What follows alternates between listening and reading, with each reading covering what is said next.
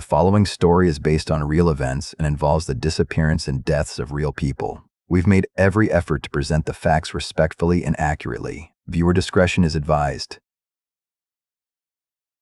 Inside a Forest Service trailer, 19 miles from the nearest road, investigators discover a man's body wrapped in 8 sheets. The trailer contains enough food to last for months. None of it has been touched. 4 months earlier, 5 friends drove to a basketball game and simply vanished into the Sierra Nevada mountains. Welcome back to Vanished Files Cold Cases, Decoded, Episode 04, The American Dyatlov Pass, February 1978. Yuba City, California sits in the heart of the Central Valley, surrounded by endless orchards and the promise of the Sierra Nevada mountains rising to the east. It's a small city where everyone knows everyone and where 5 friends have become local celebrities of sorts. Gary Mathias, 25, is the unofficial leader of the group. A former Army veteran with paranoid schizophrenia, he's been managing his condition well with medication and the support of his tight-knit circle. Jack Madruga, 30, works at his family's restaurant and is known for his meticulous care of his Mercury Montego, a car he treats like a prized possession. Bill Sterling, 29, is quiet but dependable. Jack Hewitt, 24, and Ted Waher, 32, round out the quintet. What brings them together isn't just friendship, it's their shared participation in a Special Olympics basketball program.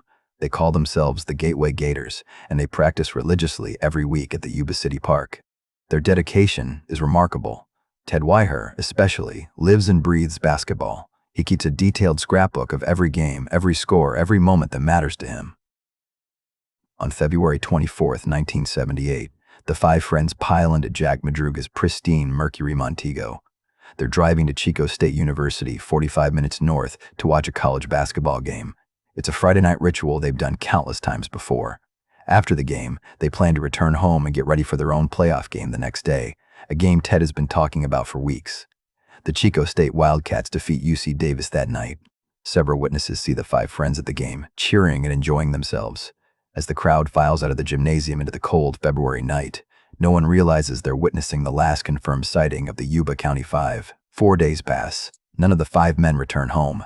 Their families, who are used to their predictable routines, immediately know something is catastrophically wrong. Ted Waher has missed his beloved playoff game, something unthinkable for a young man who lives for basketball. The search begins immediately, but it focuses on the wrong places. Police assume the men took a wrong turn somewhere between Chico and Yuba City. They concentrate their efforts on the valley floor, checking hospitals, morgues, and accident sites along Highway 99.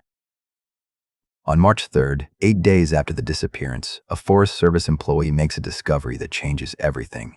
70 miles northeast of Chico, high in the Plumas National Forest, Jack Madruga's Mercury Montego sits abandoned on a snow-covered logging road. The car is found near Oroville, but not near any route that would make sense for 5 men trying to get home to Yuba City. It's as if they deliberately drove into the wilderness. The scene at the car tells a strange story.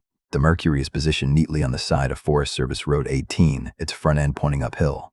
There are no signs of an accident, no damage to the vehicle. The car isn't stuck. It could easily be driven out. When investigators try the ignition, it starts immediately. Inside the car, they find maps, but none of them show the area where they're found. The men's wallets are there, containing cash and identification. In the back seat, investigators discover Ted Waher's basketball scrapbook, something he would never willingly leave behind. But the most puzzling detail is what they find in the trunk. The spare tire has been removed and left on the ground beside the car. The car's back window has been forced open from the inside, and there are makeshift beds created from the car's floor mats. Someone or several people spent time at this location. Footprints in the snow lead away from the vehicle, heading uphill into the dense forest. But after a few hundred yards, the trail disappears. With snow continuing to fall and temperatures dropping below freezing, the search becomes a desperate race against time.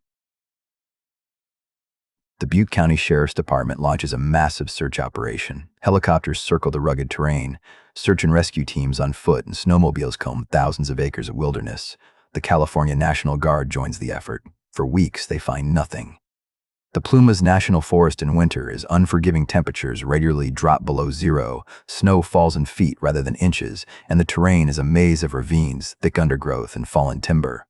As spring arrives and the snow begins to melt, the search teams make their first grim discovery. On June 4, 1978, investigators find the body of Ted Waher inside a Forest Service trailer 19 miles uphill from where the car was abandoned. The trailer, a small emergency shelter maintained by the Forest Service, becomes the center of the investigation's most baffling mysteries. Ted's body is found lying on a bed, wrapped in 8 sheets. He appears to have lost between 80 and 100 pounds. The coroner determines he died of hypothermia and starvation. But here's what makes no sense. The trailer is stocked with enough canned food, propane, and heating fuel to last months. None of it has been touched. There are matches available, but no fire was ever lit. The propane heater remains unused. Even more disturbing, Ted's feet are severely frostbitten so badly that investigators believe he lost his shoes and walked the final miles barefoot through the snow. His behavior in the trailer suggests he lived there for at least 8 weeks before succumbing to the cold and hunger. Over the following months, search teams discover 3 more bodies. Bill Sterling is found in June, about a mile from the trailer. Jack Madruga and Jack Hewitt are discovered in July, scattered at various locations in the forest. Each died of hypothermia and exposure. The 5th member of the group, Gary Mathias, is never found. Despite extensive searches that continue for years, not a trace of him is ever discovered. The autopsies reveal additional puzzling details.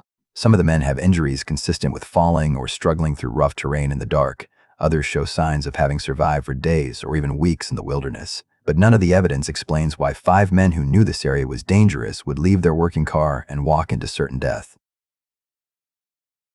4 decades later, the disappearance of the Yuba County Five remains one of California's most perplexing cold cases. Several theories have emerged, but none fully explain what happened that February night. The simplest explanation suggests the men took a wrong turn after the basketball game and became hopelessly lost. Supporters of this theory point to the men's cognitive disabilities and argue they panicked when they realized they were in unfamiliar territory. But this theory has significant problems. Jack Madruga was an experienced driver who knew the area reasonably well. The route they took required multiple deliberate turns off main highways, not the kind of mistake you make accidentally. And it doesn't explain why they left a working car to walk into a blizzard. Some investigators believe the men encountered someone, possibly criminals or even law enforcement, who forced them to drive into the mountains. This theory gained traction because of Gary Mathias's history with drugs before he got clean, and because witnesses reported seeing the men's car being followed by a pickup truck after the game. This theory explains why they drove so far from home and why they might have abandoned their car, but it doesn't explain the evidence at the trailer, particularly Ted Wyer's prolonged survival and his failure to use available food and heat. The most complex theory centers on Gary Mathias, the only member of the group whose body was never found. Investigators discovered that Gary had recently missed some doses of his psychiatric medication. Some theorists believe he experienced a psychotic episode that caused him to lead the others into the mountains, possibly believing they were being pursued. This theory has the strongest evidence supporting it. Gary was the unofficial leader of the group, and the others would likely have followed his lead even if his judgment was impaired. His military experience might have made him feel confident about surviving in the wilderness, and his body's absence could indicate he survived longer than the others, possibly dying in a location that hasn't been discovered. But even this theory struggles to explain the trailer evidence and the specific pattern of the men's deaths. A small but vocal group of researchers points to the similarities between this case and other mysterious disappearances in national forests. They note the removal of clothing, the failure to use available resources, and the seemingly irrational behavior exhibited by all 5 men. While this theory lacks concrete evidence, it acknowledges what conventional theories cannot, that the behavior of the Yuba County Five in their final days defies logical explanation. Today, the case of the Yuba County Five remains officially unsolved. The Butte County Sheriff's Department still maintains an open file, though active investigations ceased decades ago. Gary Mathias is still listed as a missing person. The families of the 5 men have never received satisfactory answers. They've endured decades of speculation, conspiracy theories, and amateur investigators promising breakthroughs that never come. For them, the mystery isn't academic. It's a wound that refuses to heal. Several aspects of the case continue to baffle investigators. The trailer scene remains the most inexplicable element. Why would a man dying of cold and hunger refuse to eat available food or light a fire when matches were readily available? Ted Wyer's behavior in those final weeks suggests either a complete psychological break or circumstances we simply don't understand. The disappearance of Gary Mathias adds another layer of mystery. If he died like the others, why hasn't his body been found despite extensive searches? If he somehow survived, where did he go, and why has he never made contact with anyone from his former life? Perhaps the most haunting question is the simplest one. What happened during those missing hours between the basketball game and the discovery of their car that convinced 5 friends to drive away from safety and into the Sierra Nevada mountains on a winter night? If you know something about this case, if you were in the Plumas National Forest area in February 1978, if you knew any of these 5 men, or if you have information about Gary Mathias, the Butte County Sheriff's Department still wants to hear from you. The Yuba County Five were beloved sons, brothers, and friends who deserved so much more than the tragedy that befell them. Their story reminds us that some mysteries cut deeper than others, and that behind every cold case are real people whose absence echoes through decades. If cases like this matter to you, please subscribe to Vanish Files and ring the notification bell. We'll continue bringing you the stories that need to be told, the cases that demand answers, and the mysteries that refuse to be forgotten. Until next time, keep questioning, keep searching, and never stop seeking the truth.